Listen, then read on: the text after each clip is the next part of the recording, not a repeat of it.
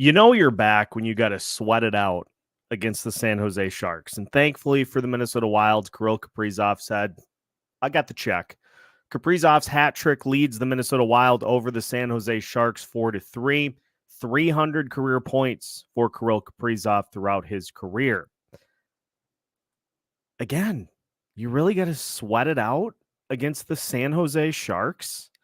We got a lot to discuss here in tonight's Locked On Wild postcast, including the 11-7 lineup breakdown. You are not going to guess who logged 2 minutes in tonight's game.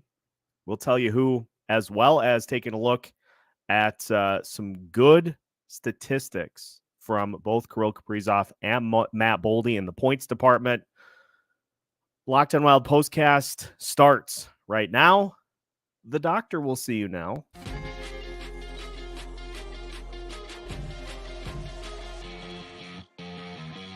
You are Locked On Wild postcast, part of Locked On Minnesota on the Locked On Podcast Network. Your team every day.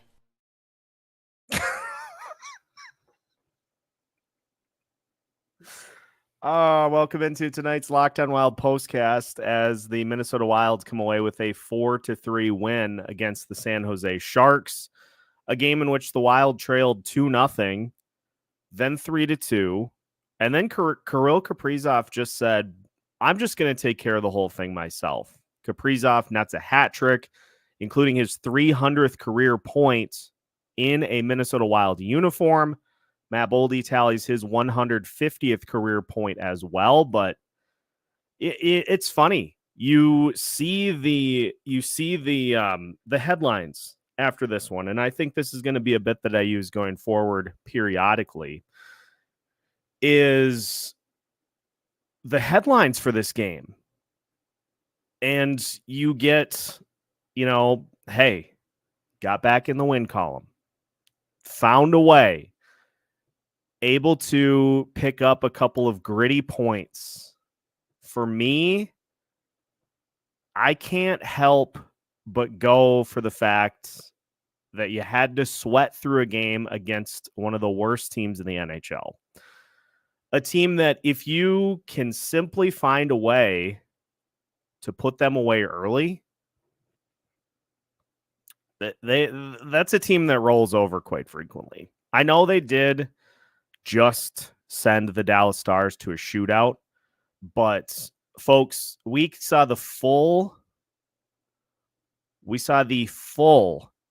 range on display here for the Wilds tonight.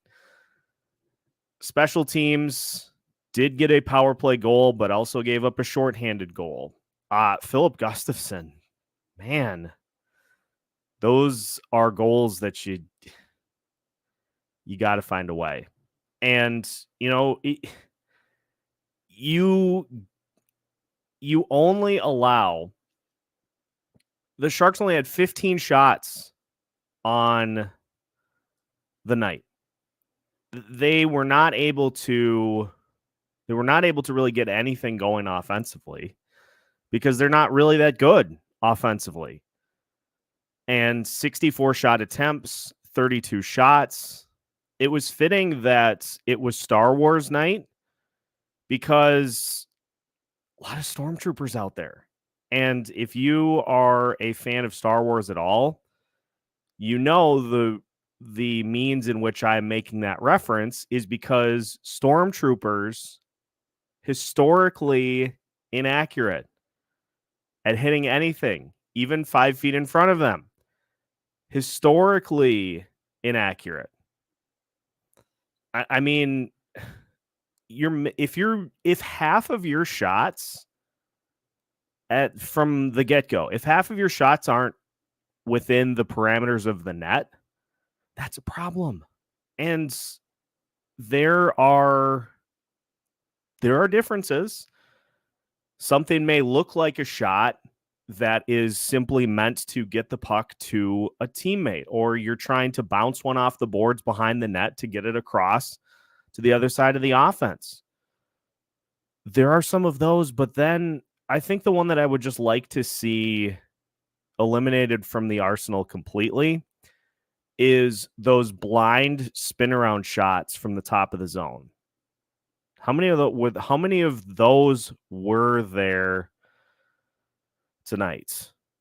I don't know. Like if you want to hop back in and say we're back, like I can't even do it because it's a San Jose Sharks team. Like just listen to some of these numbers. So moneypuck.com, I shared the heat map from tonight's game. Expected goals in all situations. The San Jose Sharks had an expected goals in all situations of 1.24. They scored 3 times.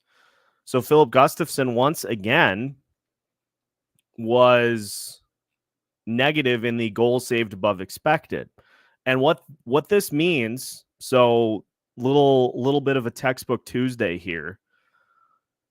Goals saved above expected is like if you are at 0, that means you are like average level goalie.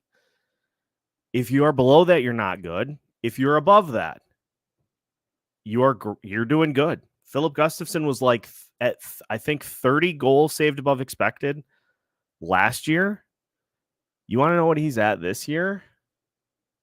I can tell you. I'll pull it back up because it's not great. Goals saved above expected. And just so that I can find him, I'll go to minimum of 25 games. Filip Gustavsson is at negative 6.6 goals saved above expected. So he's been below. He's been below even an average goalie this year. And for reference, Marc-Andre Fleury's at -4. So, and this is the thing too. Like we look for benchmarks. If this was a team that could make any sort of noise, this is the kind of game where you see we just have not seen any consistent semblance of any of these things that you need if you're a team that's serious about doing anything. So it's just like the Kaprizov hat trick was sweet. That Mason Shaw full ice feed for the breakaway was insanely good. That was great. And guess what, folks? Mason Shaw has played in 2 games, and he has made an impact in both of them. And that is a great benchmark for players that you want to see in the lineup is make an impact. And again, you have quiet nights from critical pieces throughout the lineup. And, you know, you have the 7 defensemen because Matt Zuccarello was not able to play. I don't have any update on that. I have not seen anything from Russo or anyone else in regards to Zuccarello's status. It was personal reasons was what was given. Obviously, hope everything's okay there, but that puts you behind the 8 ball.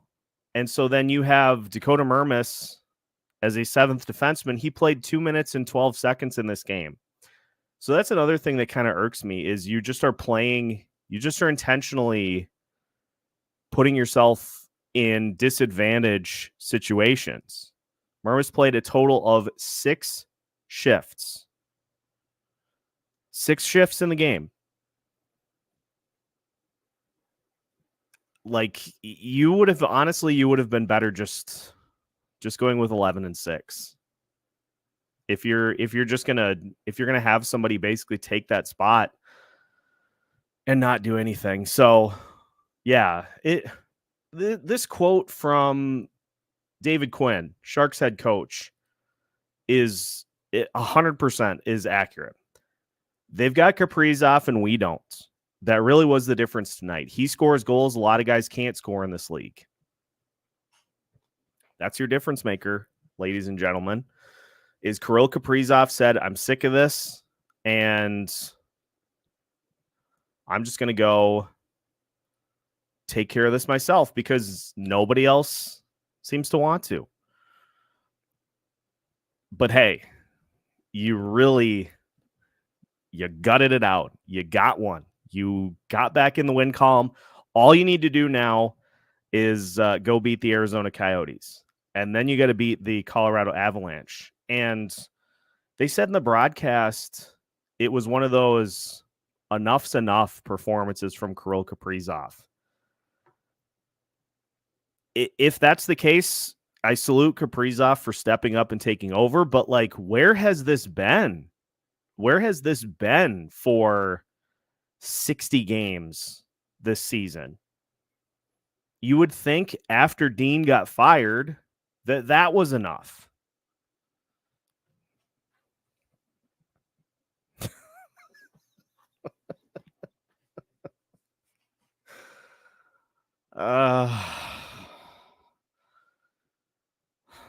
Let's just get to questions and comments because I don't have a ton for this one tonight. Because it should not be a game that you have to sweat. And yet they sweated it a ton. So we'll get to your comments and we will we'll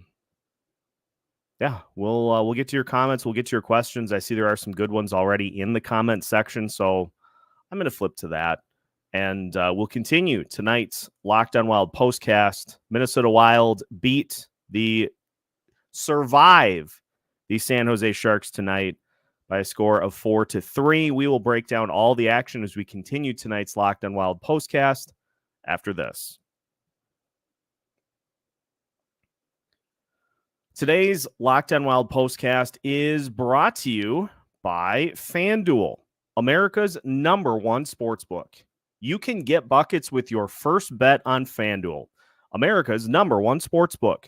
Because right now, new customers get $150 in bonus bets with any winning $5 bet.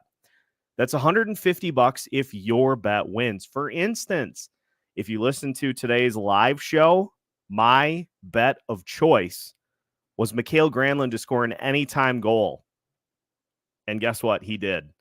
So if you played along and you took that advice, you are rolling in it big because that was a nice sum that was available had you picked Mikael Granlund for an anytime goal today. I think it was plus 340. So if you went that route, you got a lot of bonus bets to be able to play around with. And you can use those bonus bets for things such as quick bets, live same-game parlays, exclusive props, and more. So head to FanDuel.com/lockedon to shoot your shot today. FanDuel, official sportsbook partner of the NBA. Today's Locked On Wild postcast is also brought to you by Game Time. Summer concert season is getting closer and closer. And if you are a fan of seeing your favorite bands at some of the great venues throughout not only the state of Minnesota, but also the country, you can give Game Time a try to maximize your ticket purchasing experience and to limit the stress. Some of those things like obstructed seat views or those hidden fees that other ticket apps are known for. Game Time erases all of that to make your ticket buying experience as stress-free as possible. Take the guesswork out of buying tickets with Game Time. Download the Game Time app, create an account, and use code LOCKEDON for $20 off your first purchase. Terms apply. Again, create an account and redeem code LOCKEDON for $20 off. Download Game Time today. Last minute tickets, lowest price guaranteed. Welcome back to tonight's Locked On Wild postcast. The Minnesota Wild hang on for a 4-3 win. Actually, I can't even. Well, they did have a power play at the end. Hang on for a win against the San Jose Sharks. We're back. I can't even will myself to say all of those things. So I'm just going to say that they sweated out a win against one of the worst teams in the NHL, because that's basically what they did. This was a sad game and nowhere near where the Wild need to be at. And this is just like, I tweeted this out during the game today. If anybody has watched any bit of Wild hockey this year, this game is a microcosm of everything that has happened this season. Is you have these slow starts where the other team's able to score, you're not able to capitalize on opportunities, giving up goals on special teams, or just generally not being able to do a ton on the power play, soft goals allowed by the goalie. And I guess the exception to all of these things that have happened through most of the season is that Kirill Kaprizov just said, I'll just do it myself. And took advantage, took care of business down the stretch to net the hat trick and to get himself 300 career points in 258 career games, I do believe. So good work by Kaprizov. We'll get you an updated look at his stats. Now at 29 goals on the season. And, at this point, a 30-goal season is a cinch. He's on pace. Now, I'll have to wait and see because these numbers have not been updated, but he's on pace. He was on pace coming into tonight for 35 goals. And so now the fact that he has 29 with 20 games to play, 40's not out of the question, because you play like the Ducks a bunch, you play the Sharks a couple more times. So 40's not out of the question for Kaprizov. And I know that's a question coming up. So we'll circle back to that. Dan joining us tonight, the good. Kaprizov's hat trick. Marco Rossi also played well in this one tonight. Rossi had, by my count, 18 minutes tonight. 18 minutes. He had 4 shots on net and had a takeaway in this one as well. And, there were some good opportunities. And the Wild have to be, in all seriousness, the Wild have done a good job for a majority of the season at generating good chances. They just have not been able to capitalize on them. And so you see the work that like Rossi did, and Kaprizov got some opportunities with him at points in this game, because you had one line with 2 guys in Rossi and Hartman, and so Kaprizov got time there, Boldy got time there. They generated chances. You had 64 shot attempts in this game. It's just the accuracy thing again. 32 of those missed the net. You got it. You need to. That should be one of the biggest goals for this team in the offseason, is just try to improve in that shot accuracy department, because that has been something that the Wild have consistently been near the top of the list all season in terms of unblocked shots that miss the net. And then they get a ton of shots that are blocked too. So let's just look at this. Percentage of shot attempts that are blocked. The Minnesota Wild are 8th in the NHL with 29.8% of their shots being blocked. So that's 30% of your shot attempts right there that are not going to get through. And your percentage of unblocked shots that miss the net, the Wild are 5th highest in the NHL at 32%. So 29.8% of your shot attempts are blocked. 32% of your shot attempts miss the net. So by my math, that is 62-ish% of shots that are either missing or getting blocked. And so then the other part of the problem is that your shooting percentage on all of your shot attempts is actually pretty decent. The Wild are 11th best in the NHL at 4.41% on all shot attempts. And their shooting percentage on unblocked shots is 6.2%, which is 10th best in the league. But you just have so many shot attempts that are not even getting to the net. If you can improve that accuracy, you're probably going to be able to pick up a few more goals. That's all it comes down to. Great win, but it should never have been that close. Sloppy hockey. This is absolutely accurate. And had Kaprizov not been able to take the game over down the stretch, you're probably looking at least an overtime loss. If not, if not a regulation loss. And that's just not something that you should it's just not something you should have to consider against the Sharks.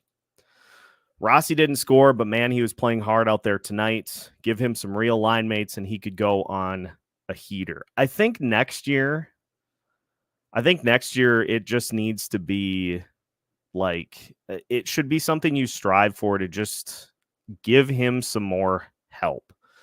And it's not even like he has had for a good majority of the season Matt Zuccarello as a line mate, but you can do so much better on that other side. And by so much better, I mean anything. Even if you get anything out of that spot, it's better than what you're currently getting. Like I just think you as a team are settling if you continue to roll with Marcus Johansson as a wing.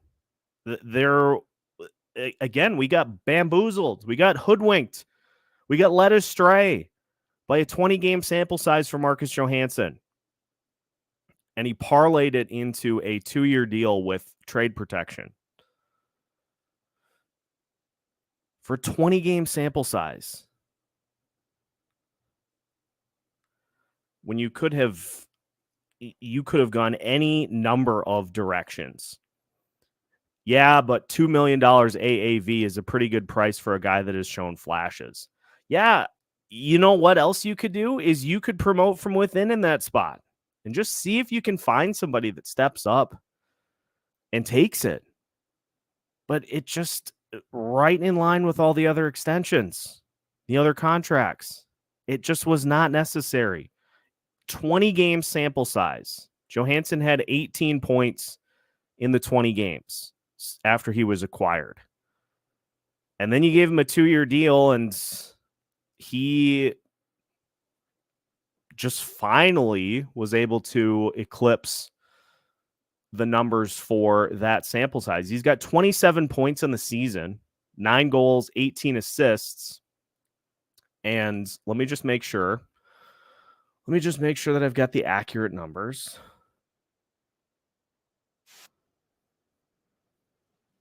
The crap out of me.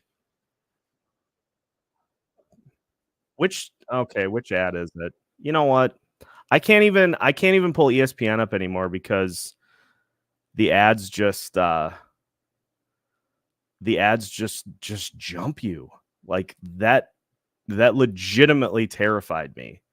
So whoever screen grabbed that, please send that my way at some point. Yeah, Johansson had 18 points in 20 games with the Wild last season down the stretch. 6 goals, 12 assists. And I'll hold myself accountable. I remember saying after the season was done, is this sustainable? And saying, even if you get 80% of what Johansson did down the stretch, that contract looks like a bargain. You're not getting 80%. You are getting 45%. You're not getting anywhere close to what you should be getting. And another veteran player, you give a rookie that spot, you probably get a little better than what we have seen so far. Here's the question. Finally caught up to it, Quadrum. What's a realistic ceiling for Kaprizov goals this year? Would love for him to get to that 40 goal mark. So Kaprizov is at 29 right now. And here's what the Wild have coming up down the stretch. Let's keep in mind that Kaprizov loves bad teams.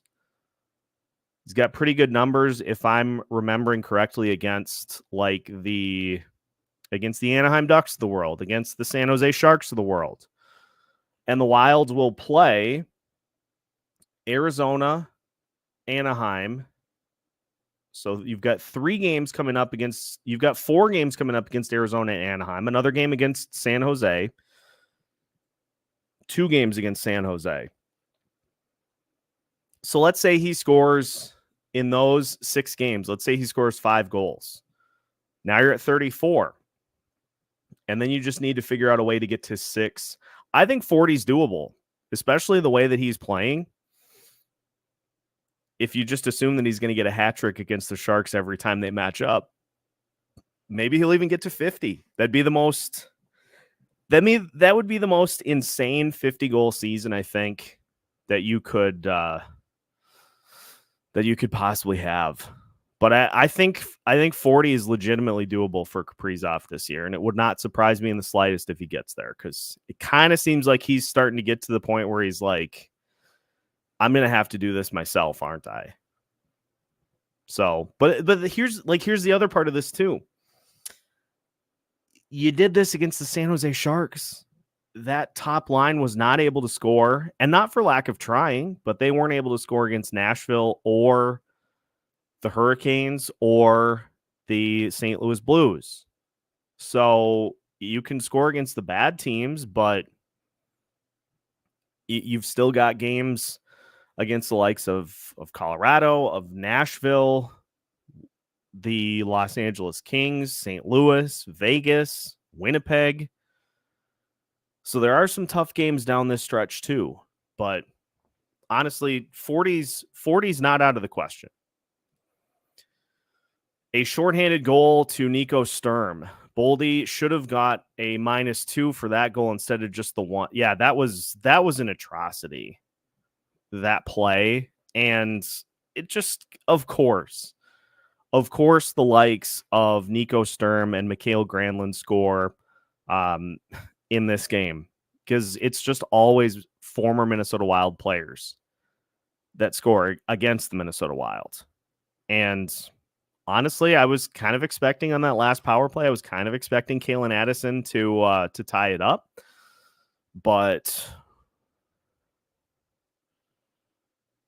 thankfully, the Sharks didn't. Sharks broadcast said it was the first time in 24 years that San Jose has had 3 goals in a game that were all unassisted. Yeah, so you got the breakaway for Duclair. You've got the power play goal for Granlund, and you've got the shorthanded 2-on-1 for Nico Sturm. And the broadcast lauded the fact after the game that the Sharks only had 15 shots. Like, I mean, the Wild offensively really had no problems pushing. But again, the inaccuracies with shots. These are all just things, folks, that have compounded as the season has gone on. The Gus Bus needs an oil change and a new carburetor. I think you need a full Axle, I think you need 2 new rear tires. I think the transmission is out. Suspension is getting a little iffy. This is starting to become more and more evident, and Hoptics is here with us tonight, and he's right on with this. I think this is the overlying point that is important is, and again, this is a common theme for the Bill Guerin tenure, is that we are rewarding a bunch of different players for outlier seasons. I think we are enough into this, and there's not to say that Filip Gustavsson can't work on some things to get more consistent, but he was being talked about in the Vezina trophy race last year. He was that good, and he has not been anywhere close to that this season. I'm going to try to pull this up without running afoul of the oh, okay. You better not play. Why do these not just auto mute? My computer is just bizarre. Sorry, getting sidetracked. So you look at it too, he's been trending in the wrong direction. Like month of November, goals against average was 4.36, save percentage of 885. That was in October.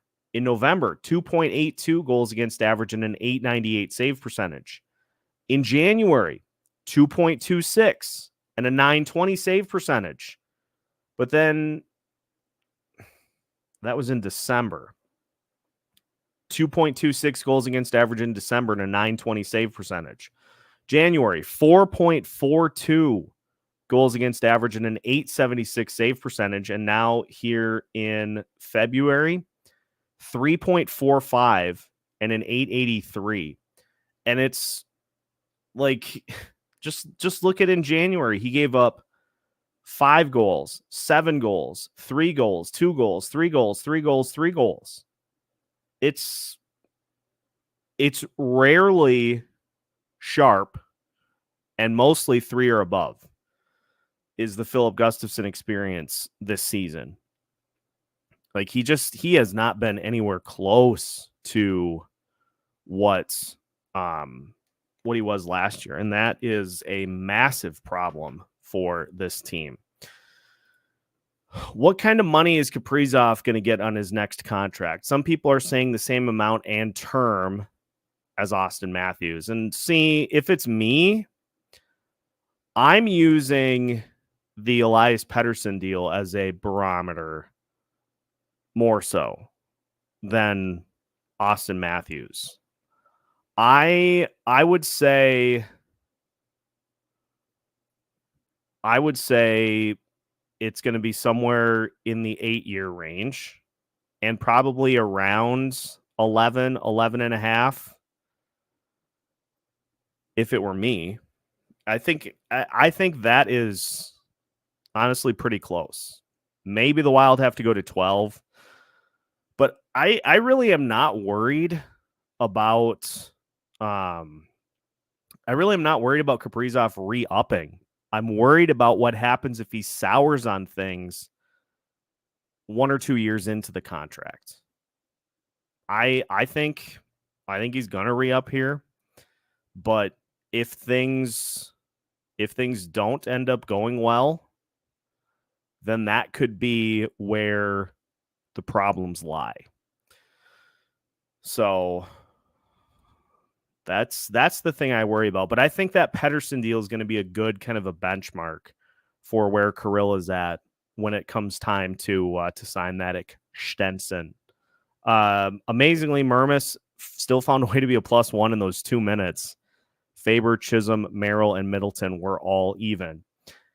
Folks, they did the thing again tonight where it's just give all the minutes to Faber and Brodin. Faber had 23 minutes tonight, and the fact that he's doing that while he is playing through an injury is kind of insane to me. Jonas Brodin had 24-31. Those are the only two defensemen above 20 minutes tonight.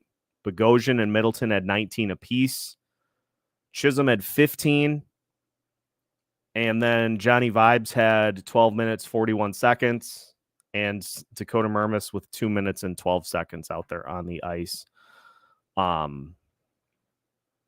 It's not great.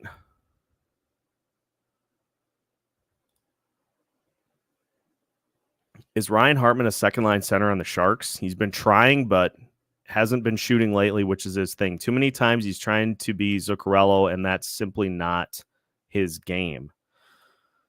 Yeah, it was a passenger night for Ryan Hartman here tonight. 19 minutes. He had one shot attempt in which he missed the net. And I know it's a weird situation with the fact that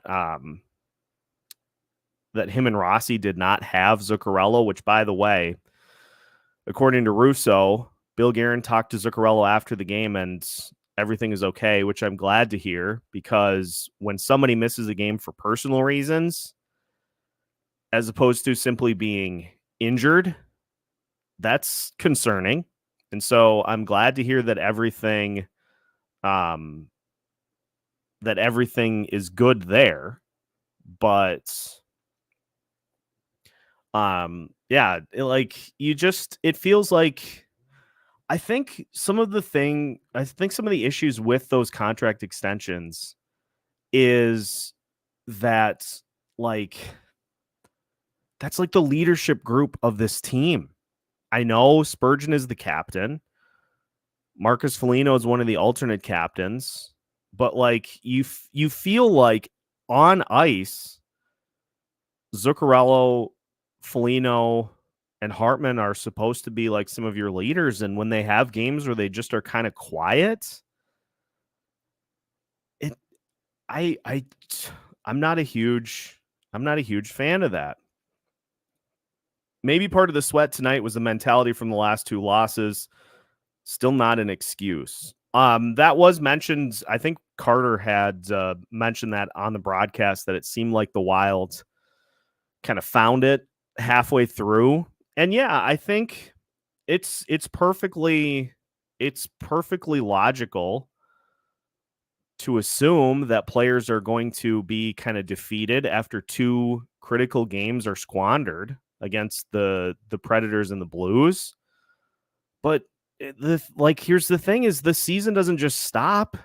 Like, the games continue to happen whether you are ready to play them or not. And falling behind the San Jose Sharks just really is never a great time for that.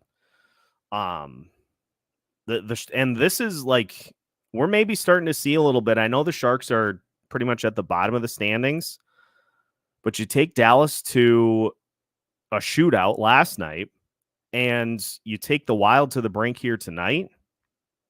It's a Sharks team that is always going to be the underdog, but still has found a way to surprise a bunch of teams throughout the season. Thank goodness we avoided the Kalen Addison plus 1,600 goal. That would have been yikes. How does someone with Granlund's talent level end up on a terrible Sharks team? No good team wants him. I kind of wonder. This was funny when I think it was last trade deadline. It was last trade deadline or the trade deadline before. He got traded to the Pittsburgh Penguins, and that was a weird spot for him to go. So then he goes to the Sharks as a throw-in for the Erik Karlsson trade.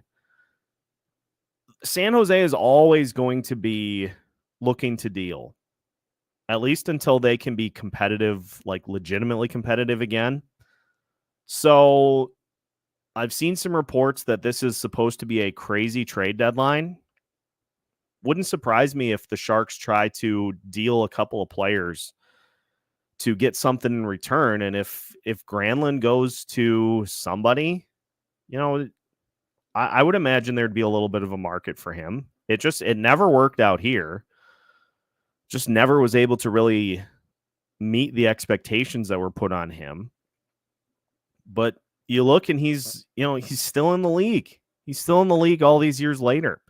But they've got guys like, you've got Nico Sturm, who I think still kind of wants to be there, but it's mostly just a Sharks team that is just trying to figure out who they build around going forward so that they can start to try to get themselves back up. But at this point, it's still going to be a long climb for them. Hopefully with a goal tonight, Freddy will wake up and get some confidence. First goal for Freddy Gaudreau tonight since December 31st. Very needed, because I'm not naive to the point that if you are, as a player, are struggling. We saw it with Kirill Kaprizov early in the season, where if you go through a stretch in which you haven't scored goals, it wears on you. It weighs on you. And it's tough because you're trying to you're trying the best you can to get yourself in position on a nightly basis, and it just seems like nothing's working. So again, I hope that this is just simply a situation with Gaudreau, that he's been too hurt to really make an impact, because if he hasn't, then you've got bigger problems. And so maybe this is a situation where Freddy Gaudreau goes on a little bit of a run here with a handful of goals over a multi-game span. But we've seen the other side of it too this year. So we'll see how things play out here over the next handful of games. Luke Cunnin, by the way, tonight, he was 1-12 in the faceoff circle. So he won 1 of 13 faceoffs in the circle tonight. Not great. And beyond that, he had 4 hits. That was pretty much it in 16 minutes. Where is our beloved Jesper Wallstedt with Gustavsson struggling? Dan answers this, I think, pretty succinctly. He's in Iowa exactly where he should be. Wallstedt doesn't need the brutal defense in front of him. Calling him up now will hurt his development far more than help it. I'm fully on board with this. There just is too much. There's too much mess in front of the goalies. And look, the goalies are not blameless in this, but there is this team in front is just so inconsistent. And one night the effort level is fantastic. The next night it takes until about the third period for things to look normal. Like it's just so inconsistent that I'd like to see some of that tightened up before you bring your expected franchise goalie, before you bring him up and subject him to it too. I would just rather see. I just would rather wait and see it next year, before we just throw him in. What was up with Boldy's performance tonight? Matt Boldy has had some struggles with the one-timer department, to say the least. He had a handful of times that he missed tonight, and this is something that I keep trying to remind myself, is that he is still 22. But again, this is an opportunity for Boldy to try to improve the consistency in his performance. And if I'm him, I'm at the arena every day in the off season, ripping one-timers and just trying to get more consistent in those areas, because we see the record performances. We see the 2 goals or the 3 goals, or he scores 15 goals in a month. That gets balanced out by a 0 in the goals column the following month. Like, I would just much rather have 8 goals one month, 8 the next, as opposed to 15 in one and 0 in the other. Like, that's the biggest portion for Boldy I think he needs to work on, is just the consistency. He should be just watching Joel Eriksson act like a hawk. Watch what Joel Eriksson does, study his technique, see how he operates to add some of those pieces to his game, and just get that shot get that shot to a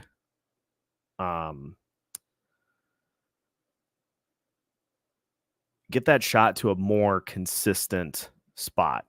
Like, 22-year-old, he's got plenty of time to iron these things out. That's the most identifiable part of his game right now, is being more consistent. So let me just catch up to the comments here.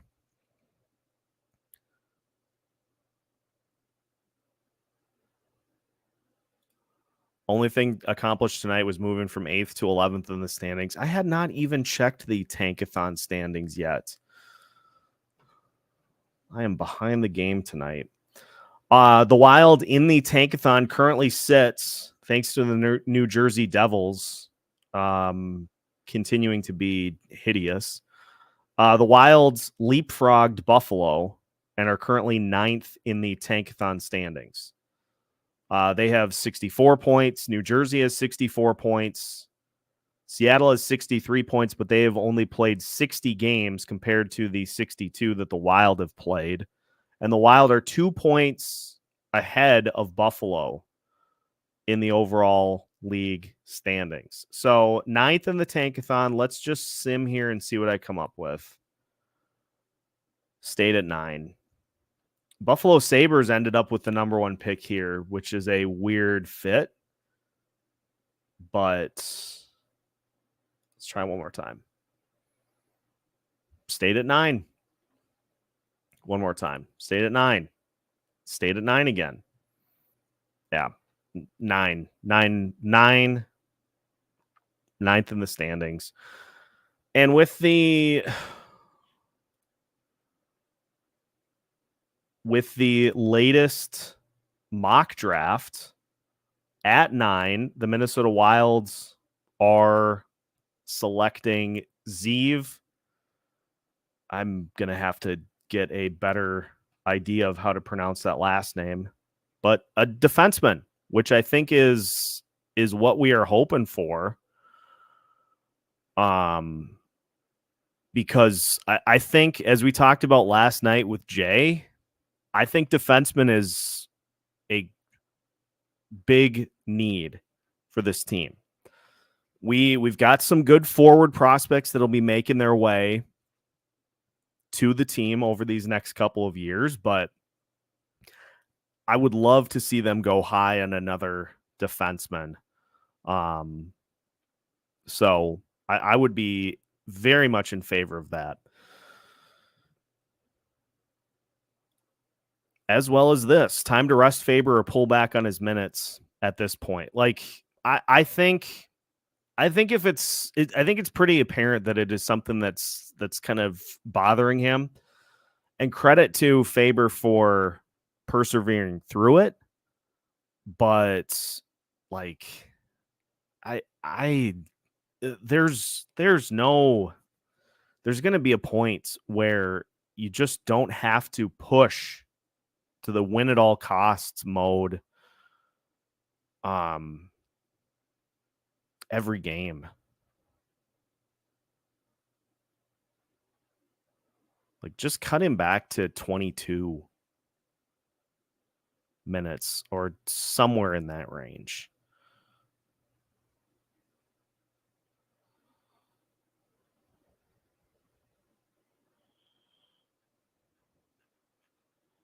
Just catching up on the comments here again, as again, 4-3 win. Amanda, I did see stipulations for the PWHL, the PDub, for how they are going to try to prevent teams from tanking. I'm intrigued by it. I'm intrigued by a few of the things that they are putting together. I am working on trying to get Alexis Pearson onto an episode here in the future to talk about the P-Dub. I'm stealing that from John King of Wild on 7th. He called them the P-Dub, and I think that is I think I like that as like just a little nickname for the PWHL. They're doing a lot of really good things and really fun things with their rules. Like I love for one, I love the notion of if you score a shorthanded goal on somebody's power play, that your player comes out of the box. I think that's fantastic.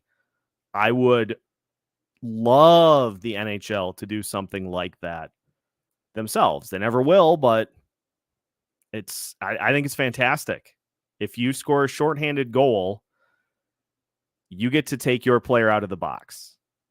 It is always something that I have wondered if you score on the power play, the player that committed the penalty comes out of the box. Why couldn't it be that if you are the team trying to kill the penalty and you score, that then you don't have to kill the penalty anymore? But the NHL and their set in their ways, it's just always set in their ways. So I guess the big takeaway here tonight is Kaprizov put the team on his back. Marco Rossi had a solid game. I liked what I saw I continue to like what I see from Declan Chisholm, but I'm a little annoyed that the Wild went right back to the Brodin-Bogosian pairing and were like, hey, let's just stick. And John Merrill hasn't been bad over the last handful of games, but you just went right back to Brodin-Bogosian. And I like Zach Bogosian. I like what he's brought to this team. It's just I think that Brodin Chisholm pairing, I think, did some good things over these last few games, but we lose today if the jailbreak rule was in effect. And let's be clear here. The Wild would lose many games due to the jailbreak rule if it was implemented in the NHL. AJ joining us here tonight. More importantly is that Chisholm wasn't scratched after 2 rough games. I remember those days. Remember the days of if you make a mistake, you're going to have to come out of the lineup for a couple of days. One of my absolute least favorite things that this team has done over the last couple of years. And thankfully it's not as big of a thing. Still feels like it happens because you've got Rossi playing with, you had Rossi playing with Lucchini and Lettieri, but also Adam Beckman. It's a miracle how far we've come as a community.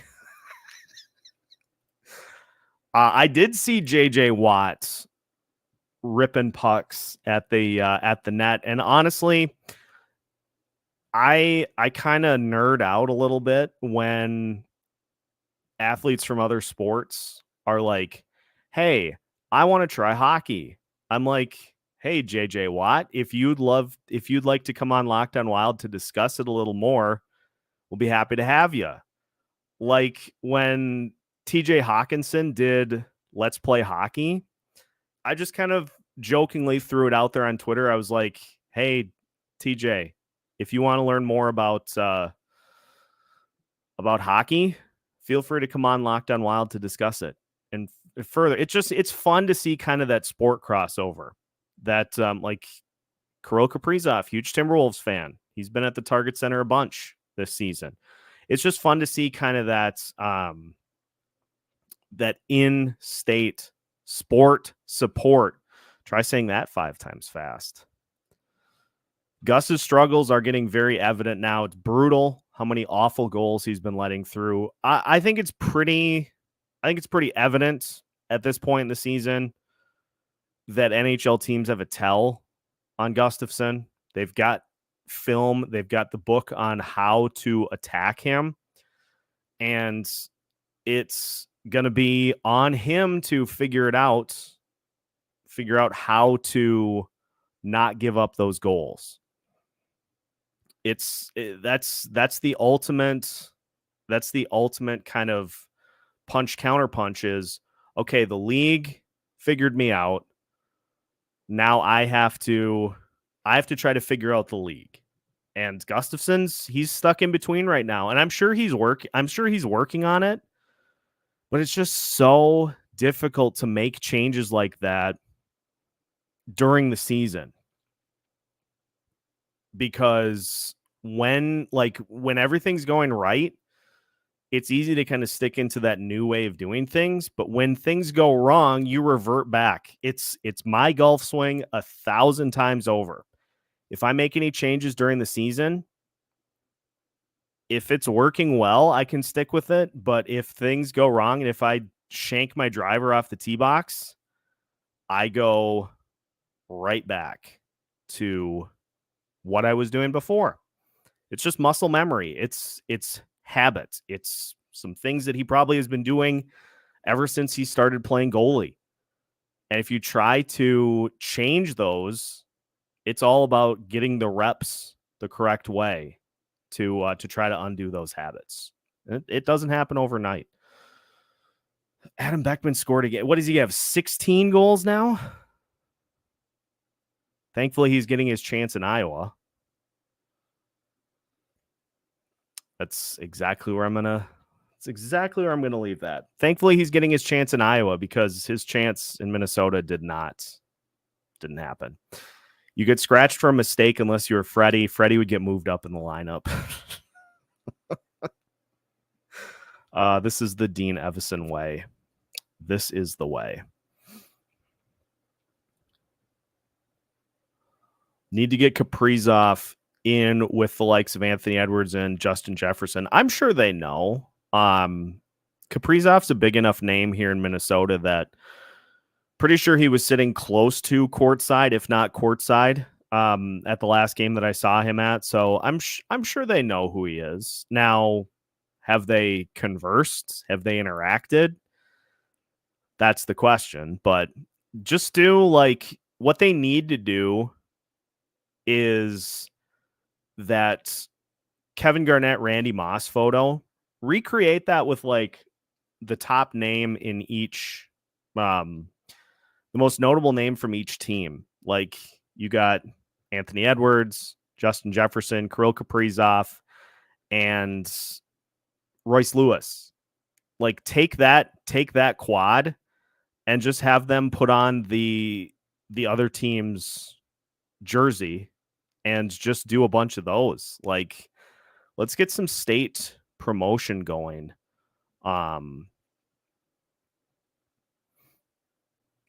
Here.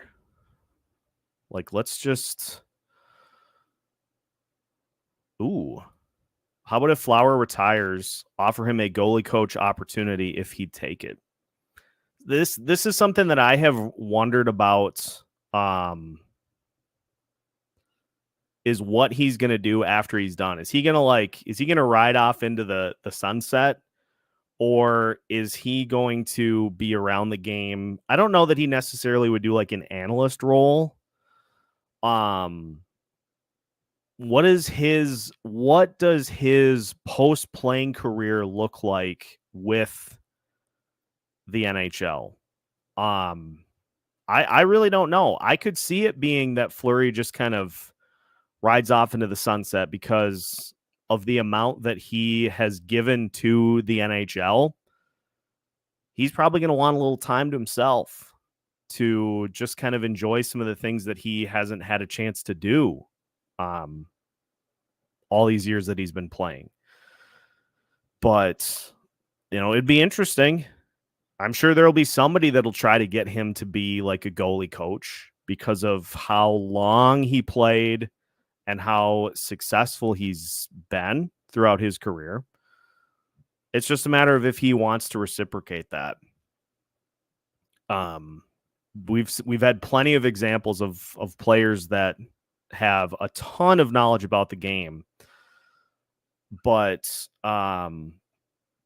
just don't necessarily know how to teach it to others. That's the key is what, like, he obviously is a student of the game, but do you have the ability to impart that on others? I would settle for Fleury being able to pass some knowledge on to Jesper.